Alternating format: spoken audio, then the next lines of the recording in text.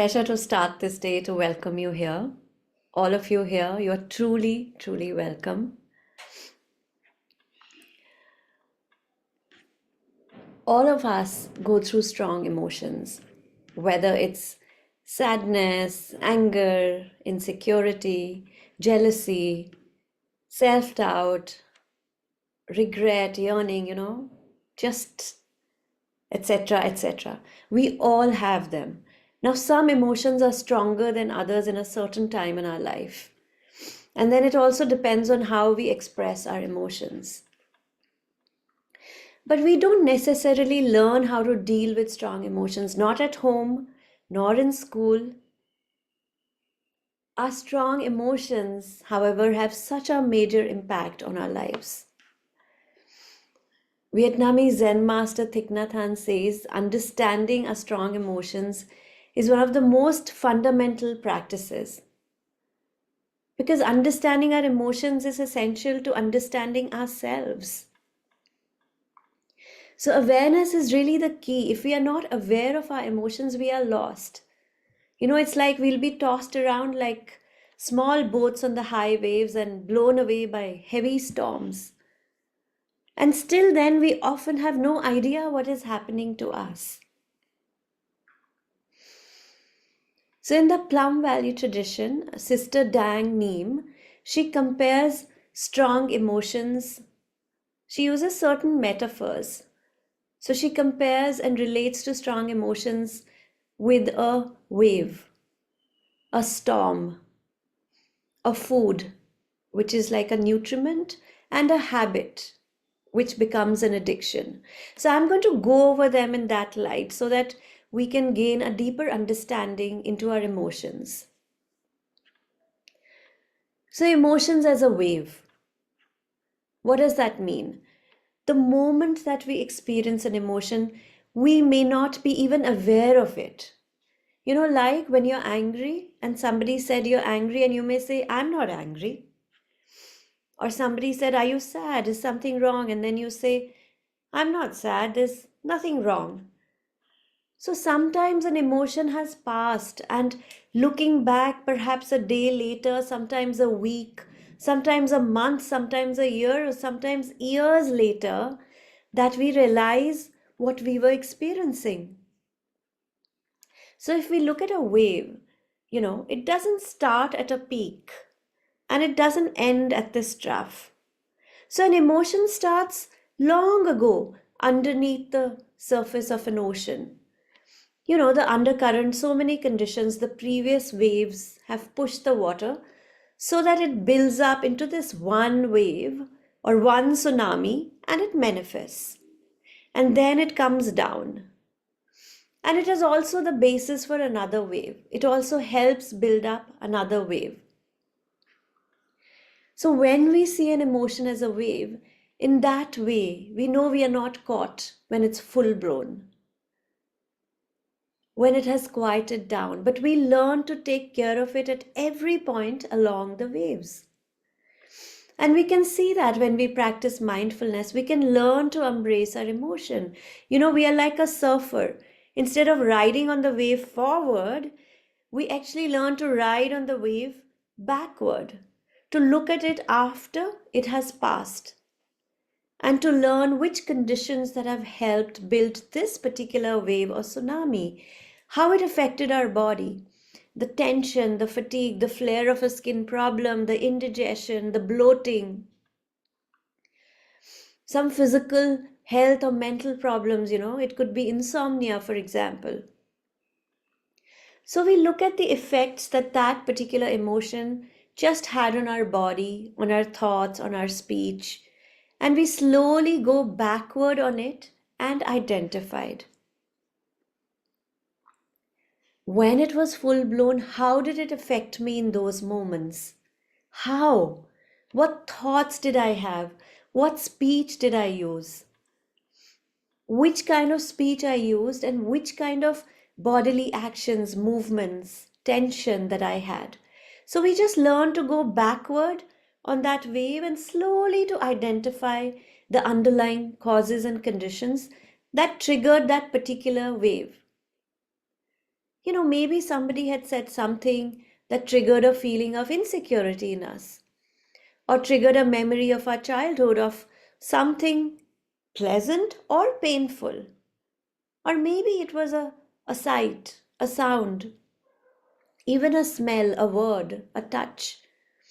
A touch can trigger a pleasant or unpleasant, painful memory experience. A thought can definitely trigger an emotion. And so we just learn to be aware. Sometimes we can be depressed for so many years, and yet we know very little about that particular emotion and how it affects us in terms of our body, our mind, in terms of how it affects our habits and behaviors. So that's the first way of relating to an emotion, like a wave, looking at it like a wave. Now, in the same spirit, we can also look at an emotion as a storm. Again, a storm will build up. We all know that to have a cyclone, for example, in one area, when we have a rainstorm, we know that it started somewhere, you know, in the Bay of Bengal or further up or further down south, and then it comes up. So, in the storm, there's something, if you research on the storm, you will learn about the eye of the storm. Now, of course, during a storm, houses and cars might be flying in the air, very heavy rain, and we've been seeing it all over the world. Water is rising, so many things that happen. But at the eye of the storm, there is this area in the middle of the storm, it may be even 20 miles radius, that is actually quiet and calm. And little to no effect of the storm takes place in the eye of the storm. So we can also look deeply into our emotion as a storm, how it has built up the conditions, the causes that have brought about a storm, and we can see how we are swept away by the storm, by our thoughts, by our speech, by our bodily actions. Also, the external environment, the presence of others.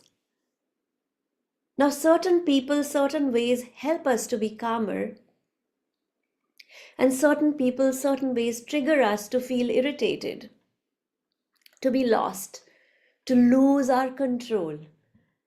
And so we look and we see, are there times that we can be in the eye of the storm?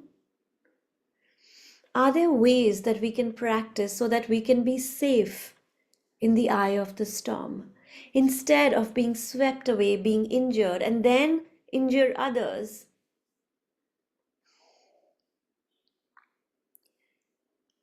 The third way, emotions can also be regarded as a food, as a nutriment. Lord Buddha said that nothing can survive without food. How has the depression come to be? How has the anger come to be? How has the insecurity, the jealousy, the self doubt, the suspicion, the resentment come to be? How have we fed this emotion, these emotions? Intentionally? Often it is unintentionally, unconsciously. Now, research says, and this is very interesting, that life of an emotion hormone, it's only 69 seconds. 69 seconds. And that dose of hormone has only half quantity left in our bloodstream. So it shouldn't have that much of an effect on us after 69 seconds. Right? And yet, how can we be so depressed for days, for weeks, for months? How can we be angry and resentful and bitter our whole lives? Something is feeding this emotion. And when we make time to look deeply into ourselves, we will discover, yes, I've been feeding my emotion with my negative thinking, with my negative views, with my incorrect perceptions, with my harmful speech, with my violent, unkind, harmful actions.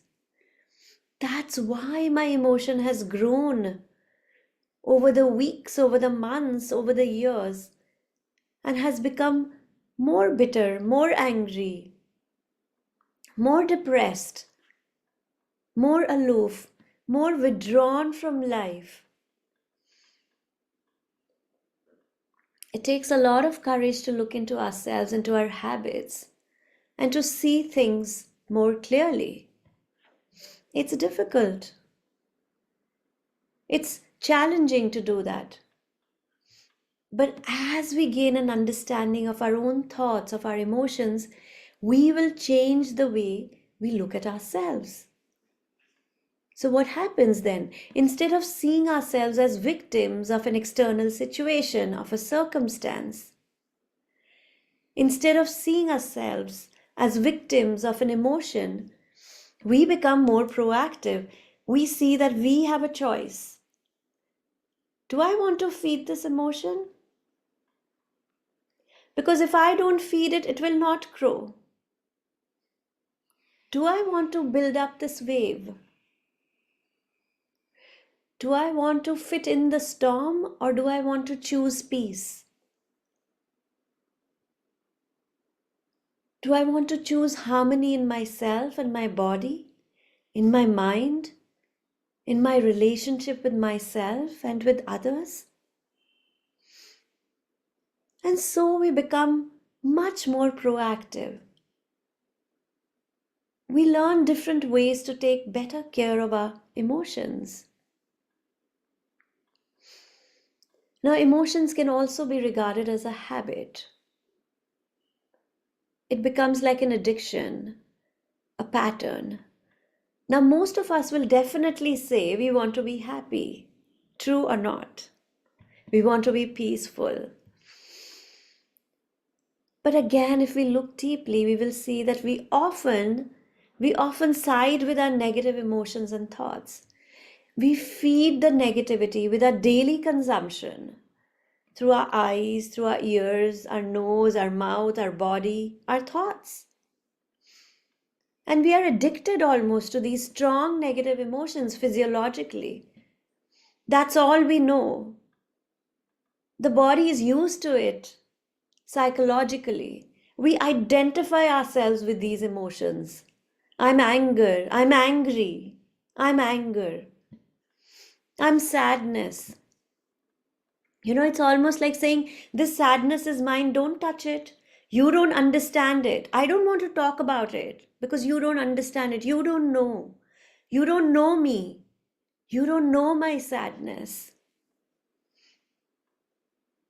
And that's what so many of us, tell our friends, tell our loved ones. And perhaps isolate ourselves and we curl up with our sadness, with pain, instead of opening our heart to life. Instead of getting help, instead of choosing to be happy, to find ways to be happy. So, emotions are very addictive habits. And we need to treat all emotions in a similar way, whichever it may be, sadness or anger, insecurity, jealousy, whatever emotion, we can take care of them in a similar way.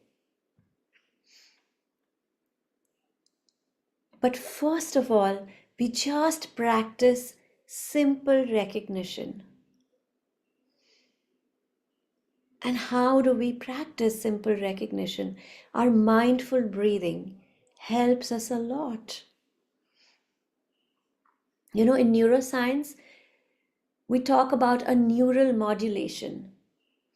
When we are in chronic tension from having constant strong emotions, constant stress, or also some people when we have post-traumatic stress disorder, the nervous system is out of balance. The sympathetic nervous system is activated all the time, our fight, flight, freeze state, which keeps stimulating our body to release stress hormones, cortisol and adrenaline, through our bloodstream, while our parasympathetic nervous system is quiet down, our relax and digest state, which also helps in pumping up our happy hormones, our dopamine, our serotonin, our endorphins. So, what happens is the sympathetic nervous system puts us on high alert, high vigilance, high tension, day and night. The body is tense, the thoughts are racing. That's why they say it's the monkey mind. The heart is beating fast, the respiratory rate is sped up. So, we are on constant defense. And this is a stress response, and it's very fatiguing, tiring, it's very energy consuming. And that's another reason why I always say there is so much of wisdom in meditation. Because as we sit upright and yet relaxed in our body, as we listen to the sound of our breathing, we are bringing balance. We calm down the sympathetic nervous system. And the parasympathetic system starts to play a more important role, which is relaxation, calming. And we can only heal when the body and mind are relaxed, are at ease, when we feel safe. It's only then the energy goes to healing, it goes to repair, goes to rest. But if we are constantly fighting from within, then all the energy will go to fighting, to running away, to withdrawing, to isolating ourselves. And there's no energy left for growth and healing. I'm going to share a very simple thing that I do in the course of my day, which everyone can do, is like a simple thing, like when you hear your phone ringing, because we all have our phones around with us all the time, or someone else's phone ringing, just breathe and smile before you answer the phone, just for a few in breaths and out breaths, just taking a pause. And that is the practice of neural modulation, bringing back balance to the autonomic nervous system. Every moment you can help bring back the balance so that your body and mind are more at ease, are more calm and relaxed. Because our autonomic nervous system is always scanning the environment. Am I safe? Am I okay? Is everything okay? And our emphasis is always, is my external environment safe? The places that I go to, are they safe and peaceful? The people around me, are they kind? Are they uplifting? Do they inspire me? But we forget to check in on our internal environment. Is my internal system safe? My own thoughts, are they safe to myself? My own internal dialogue, is it positive and uplifting and inspiring, propelling me to move forward in life? Or is it negative and hurtful, that it makes it unsafe to myself? My bodily actions may be unsafe to myself when I'm not mindful. Binge eating, binge watching, binge shopping, anything excessive. So, in that way, we need to love to be safe to ourselves. We need to quiet down the nervous system, come back and breathe. It is so simple. Just take a pause, come back and breathe so that we feel calm and safe from within. So let us all just come back to our breathing.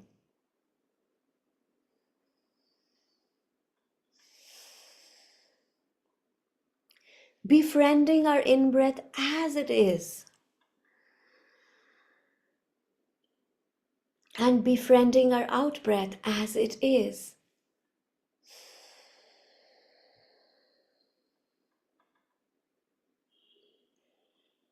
Befriending the breath, smiling with the breath.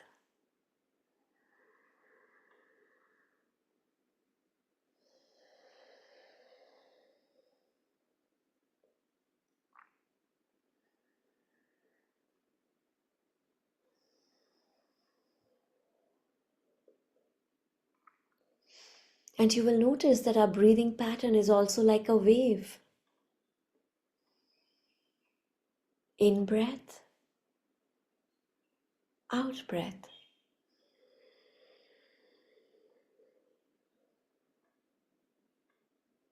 In breath,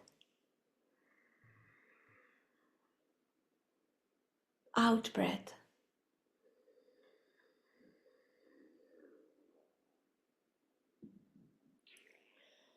And we breathe with these waves. We learn to sit up as if there's a string pulling gently from our head, helping our spine to be upright, relaxed. We open our shoulders. We rest our palms on our knees. Or just gently have our palms holding one another like this and resting in our lap. We just breathe and smile.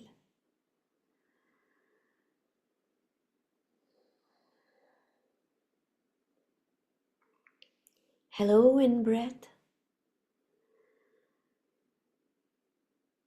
Hello, out breath.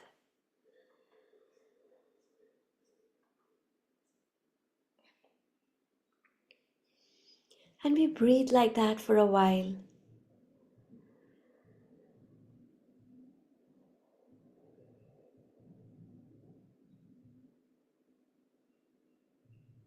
And then when we see an emotion, we will say, hello.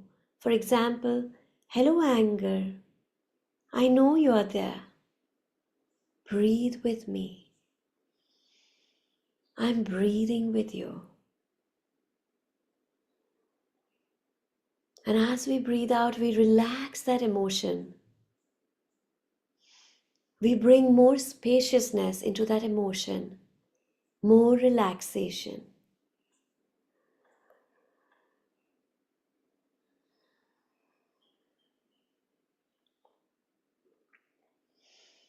Such a simple practice. But as you learn to practice mindful breathing, mindfulness more and more, you will notice that you don't experience strong emotions that often, that you're quite steady and stable in your way of being. And when sadness or anger arises, of course, things that are unpleasant still happen, but you will notice that you don't react so strongly. The frequency and the intensity of strong emotions is definitely reduced a lot. And also how you respond to them, they don't last for long, for days or for weeks or for months or for years. Because instead of blaming on the external circumstance, you're blaming somebody else, the other person. You just learn to come back to yourself and breathe and tell yourself, I choose peace. I choose harmony within myself.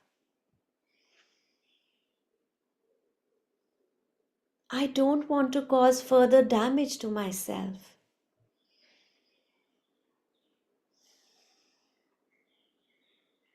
So whatever happened already, I don't have to explode and amplify. I just come back and take care I care for myself first. And then when I'm calm, I can go ask the person what they meant when they said that or when they did that. Or I may have enough understanding from within that I don't even need the clarification or verification or any justification. I can just let it go. So that's a choice. And it's a wonderful, wonderful choice.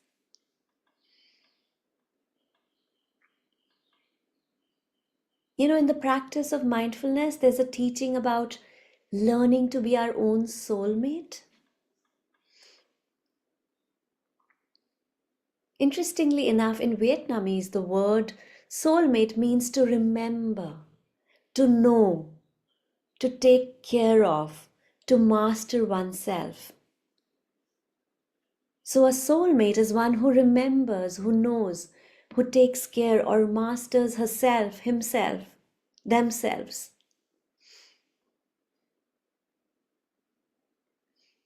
And Sister Dang Neem, she shared this wonderful drawing. I'm just going to share it with you from her friend from Europe who drew the snake with its tail wrapping around itself and captioned it, "Be your own soulmate."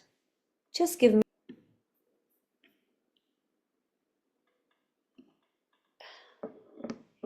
Be your own soulmate. Isn't it wonderful?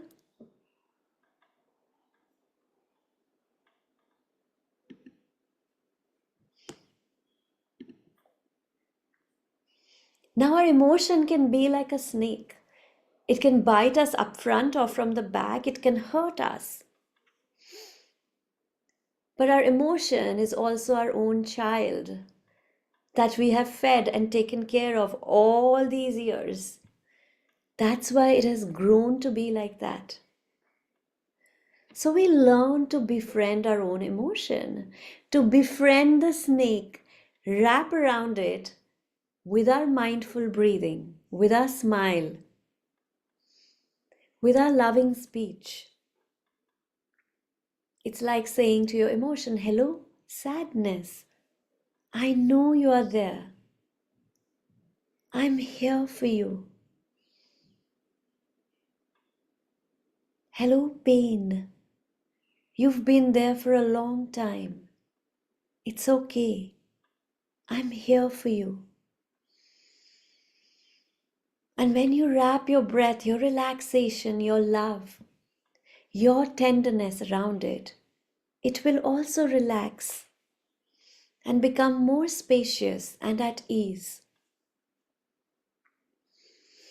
And that is how we learn to be a soulmate to our strong emotions. Whether they are pleasant or unpleasant, we don't grasp one, just trying to hold on to one and push away the other. We treat them with tenderness and equanimity. And you will see miracles happen. So be your own soulmate to your breathing. It is so important to know your breathing pattern because we breathe differently with different emotions. If you become aware, you will notice that when we are anxious, we breathe differently. Our breath is a physiological manifestation of our mind. When we are startled, we hold our breath. And when we are angry, our breathing becomes faster and shallower. And the minute we relax, the breathing becomes slower and deeper, and we can actually feel the rising and falling of our abdomen.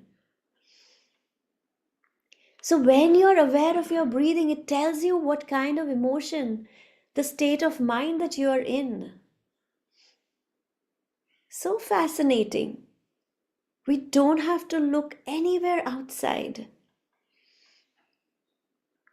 Did you know that the mind cannot think without the body? Our brain cannot act without the body. So when we think of a thought, let's say, sour, we are thinking of this thought, sour, tamarind. Tamarind is sour, sour. Did you swallow? I did, because when we think of sourness, we swallow. So, whatever thought is arising, there follows certain bodily movements that we may or may not be aware of. A thought will always come along, and with it is an emotion and bodily movements. They always come hand in hand. Now, we may not be aware of our thought, but we can try and be more aware of the feeling, because our feeling is also a mental phenomena. It's a mental phenomena, but it is experienced in the body. So, for example, we may feel our heart fluttering when we are happy, pounding or tightening when we are angry or anxious. So, our body, this physical body, is most visible, perceivable. So, there are bodily movements and sensations that come along with the thoughts, with the feelings.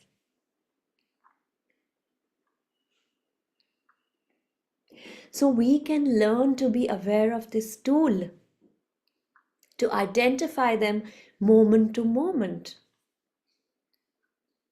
so that we can be more in touch with our thoughts and our feelings, so that we can relax them.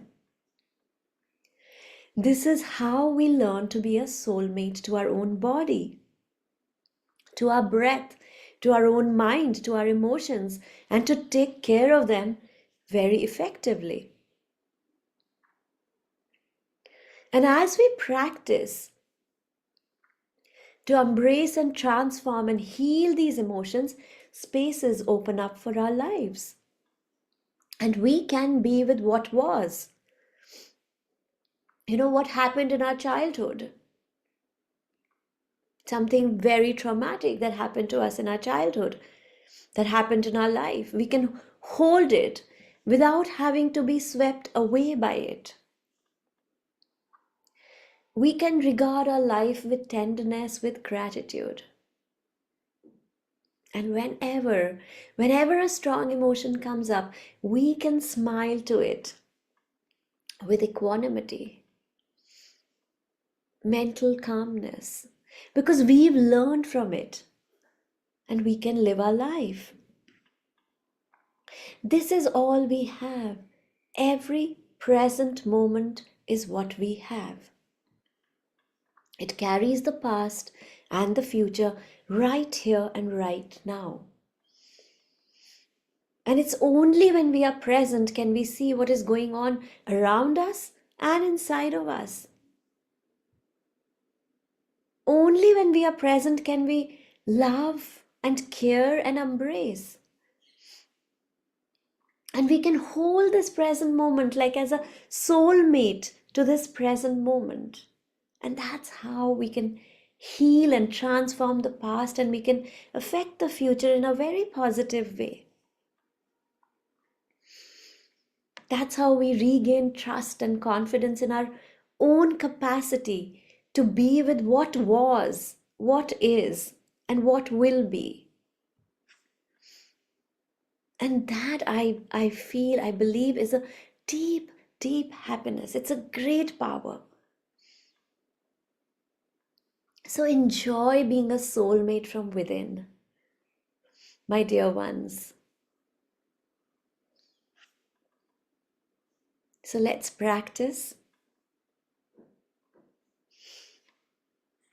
Relax your body and just sit still for a few moments.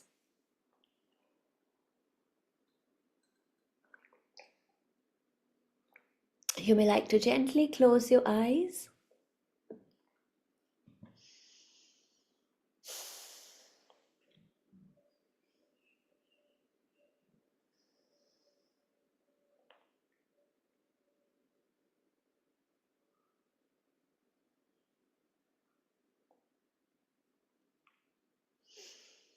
And let's begin by connecting to the source of love we have for ourselves, the much needed care we need to give ourselves so that we can take care of others.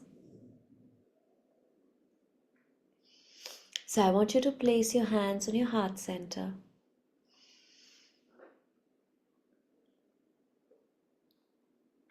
And I want you to silently repeat this after me.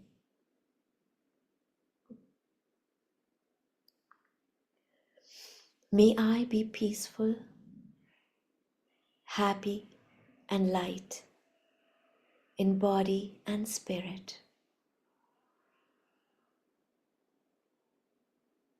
May I be peaceful, happy, and light in body and spirit.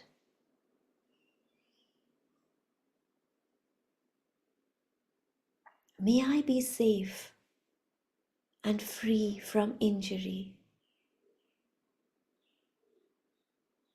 May I be safe and free from injury.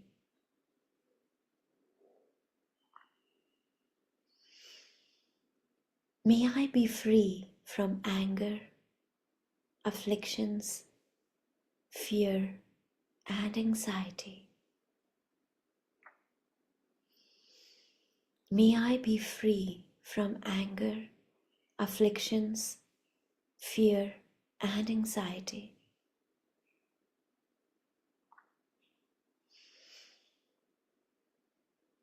May I learn to look at myself with the eyes of understanding and love. May I learn to look at myself with the eyes of understanding and love.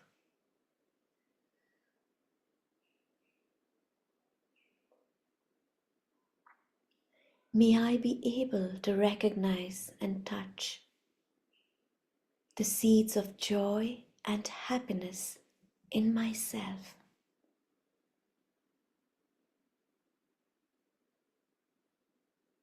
May I be able to recognize and touch the seeds of joy and happiness in myself.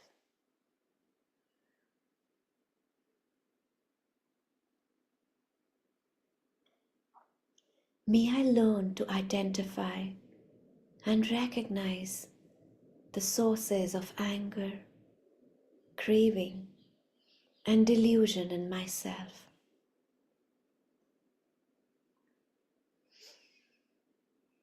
May I learn to identify and recognize the sources of anger, craving, and delusion in myself.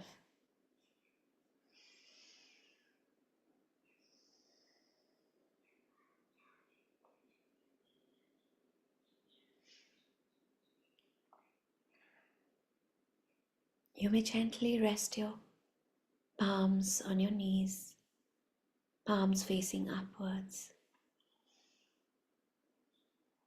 Keep your eyes closed and be aware of your breath.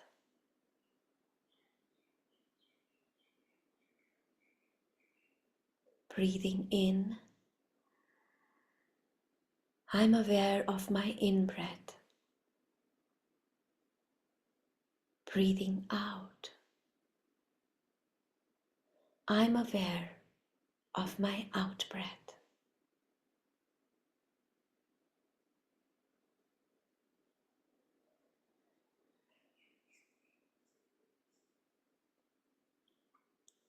In, out.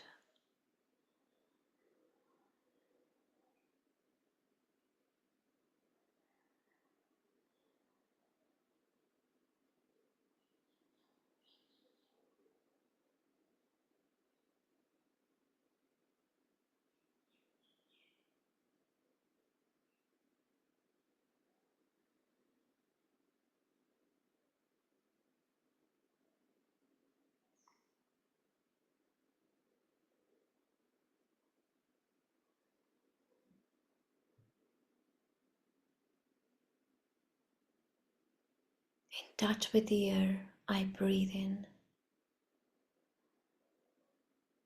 Smiling with the air, I breathe out.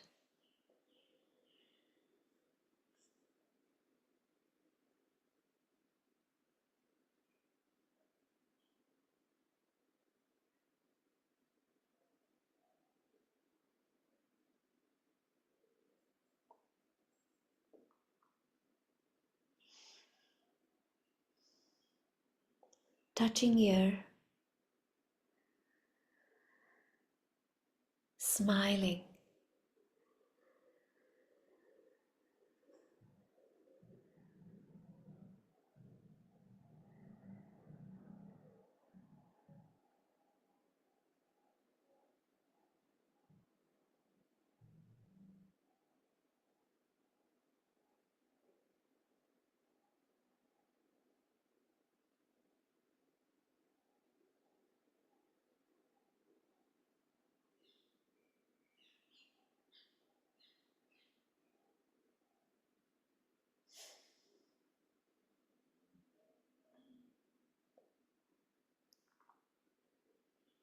Breathing in, I bring my attention to my body.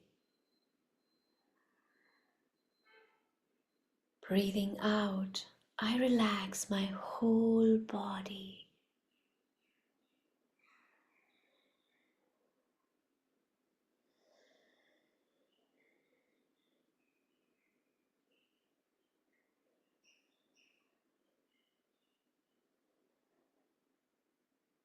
In this moment, I feel relaxed in my body. In this moment, I feel safe in my body.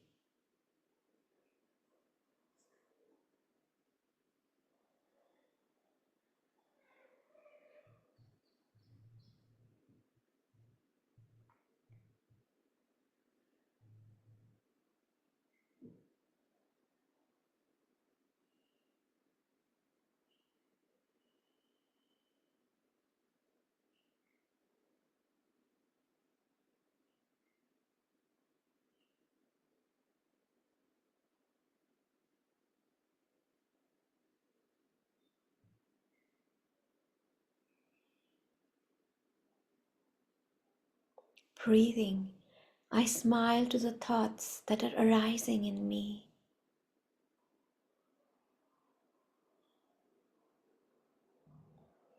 Breathing in, I'm aware of the thoughts that are arising in me.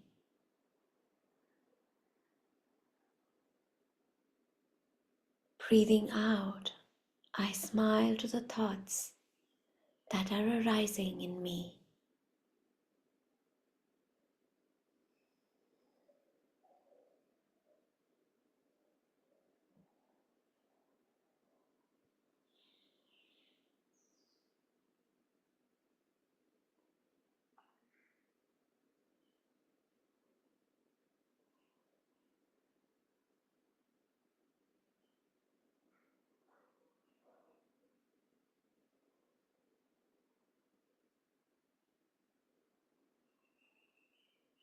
Aware of thoughts, smiling to thoughts.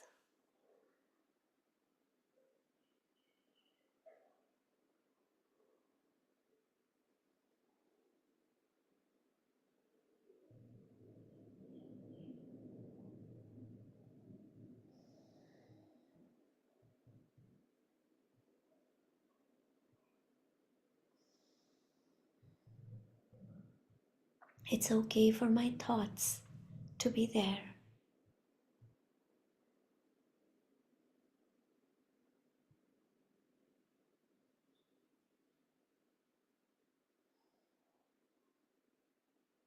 Smiling to them,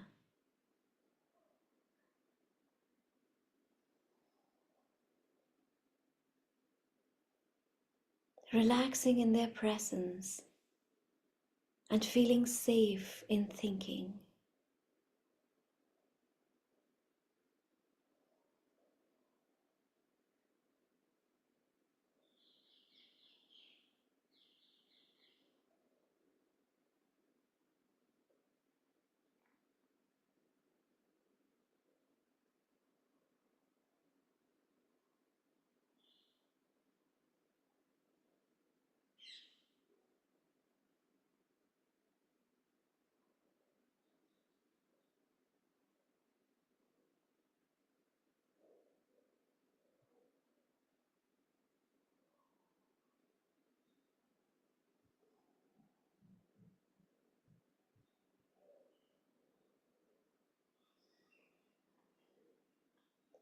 Breathing in, I'm aware of the feelings in me.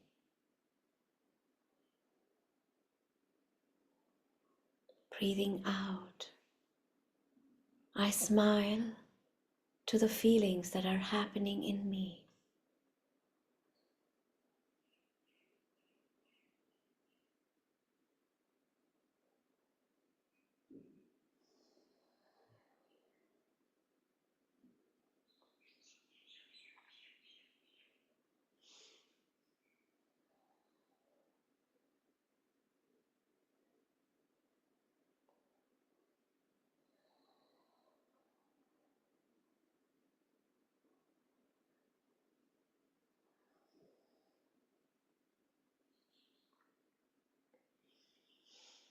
Aware of feelings, smiling to feelings.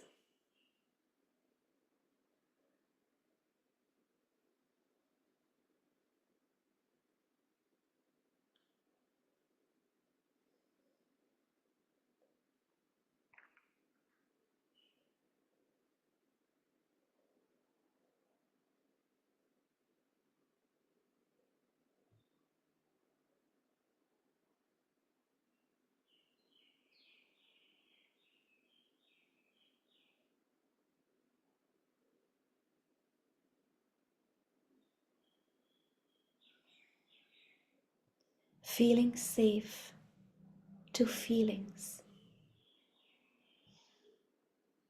Feeling safe with feelings.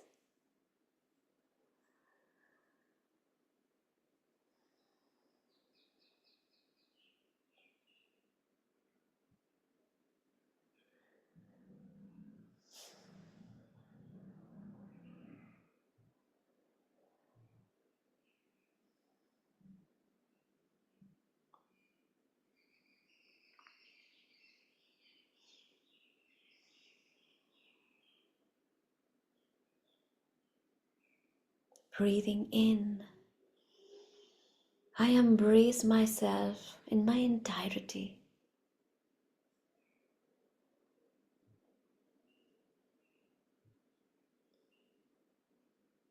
I embrace all that I am.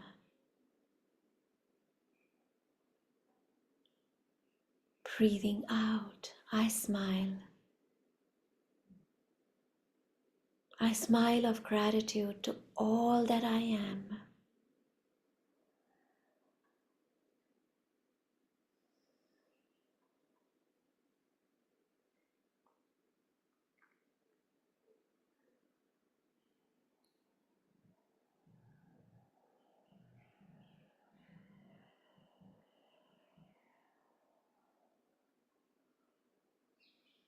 Including the birds, the sky, the clouds, the squirrels, the sunshine, the water,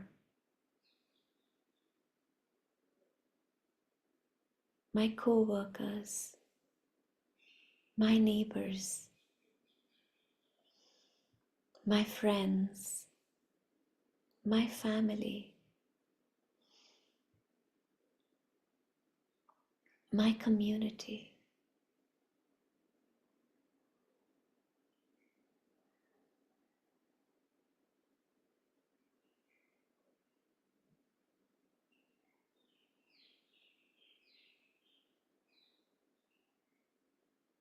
Smiling with love to all that I am.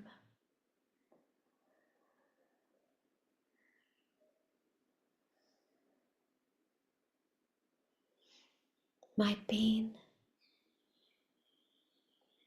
my difficulties, my struggles,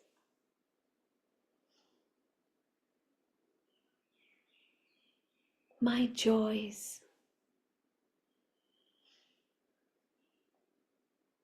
my sorrows,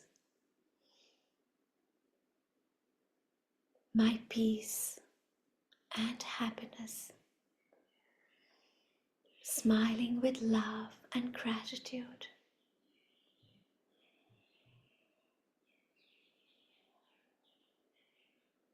to all that I am.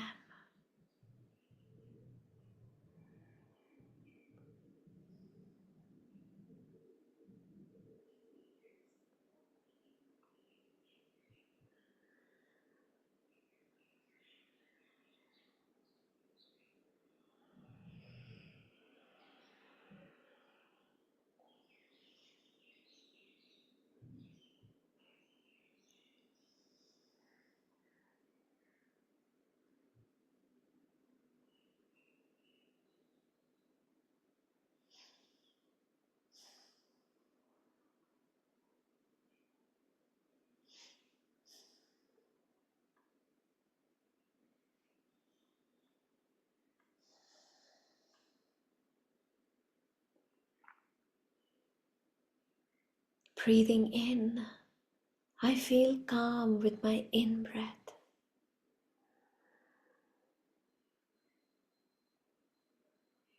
Breathing out, I feel more at ease with out-breath.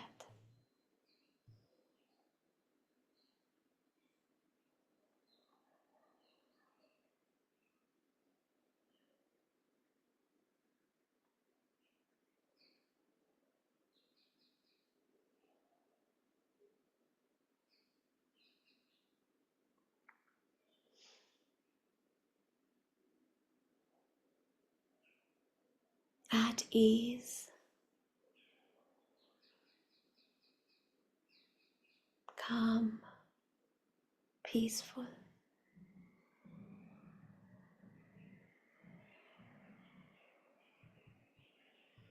Feeling the breath flow, gently guiding me back to this place of ease and calm.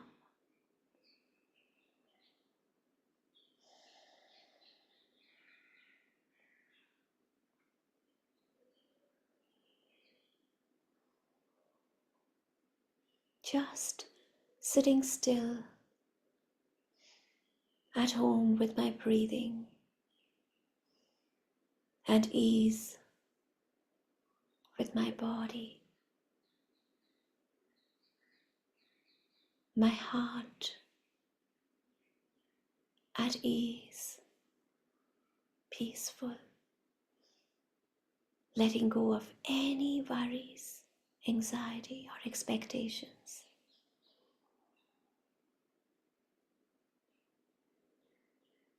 Accepting life as it unfolds for me, moment to moment.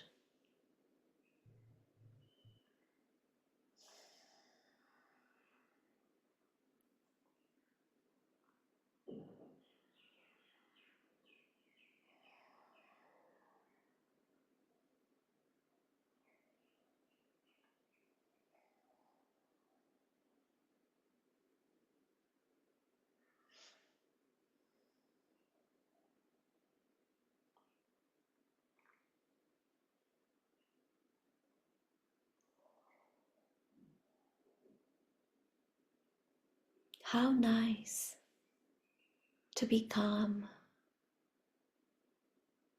How nice to be at ease.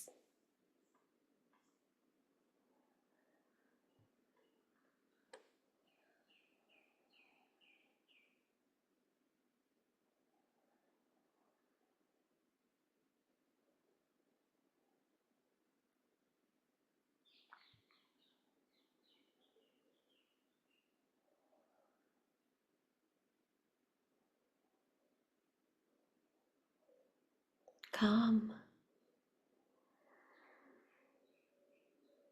at ease.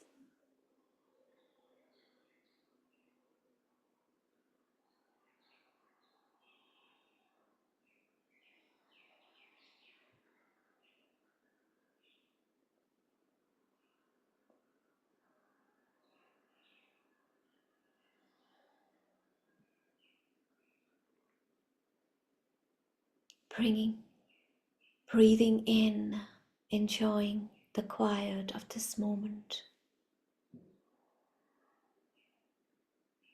Bringing all my attention to my breathing.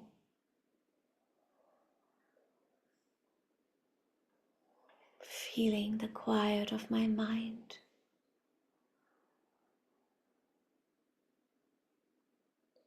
Breathing out, I enjoy the quiet of this moment, the quiet of my mind.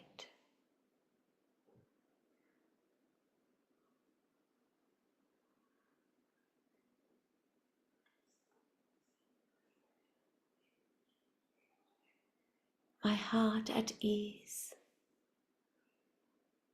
peaceful, happy, truly happy.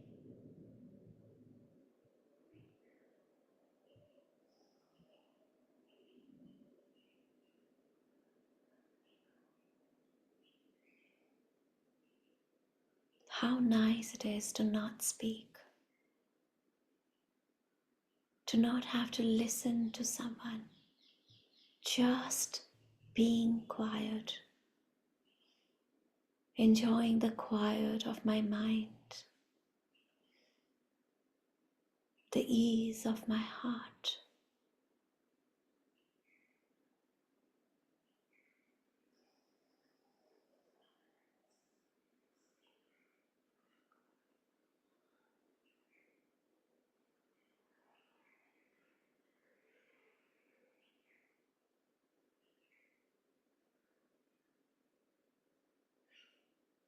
Feeling the quiet within me and all around me.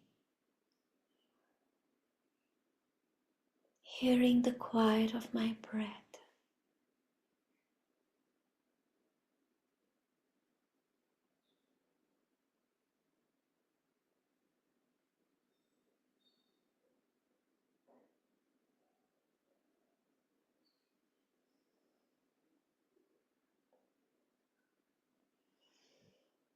A quiet moment.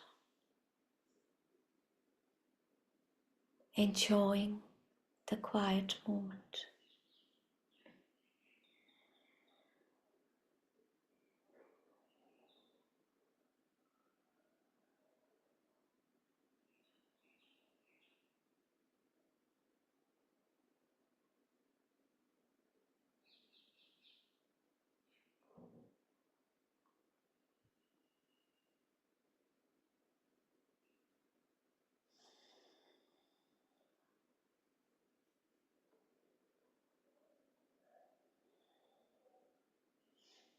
And when you're ready, you may gently open your eyes.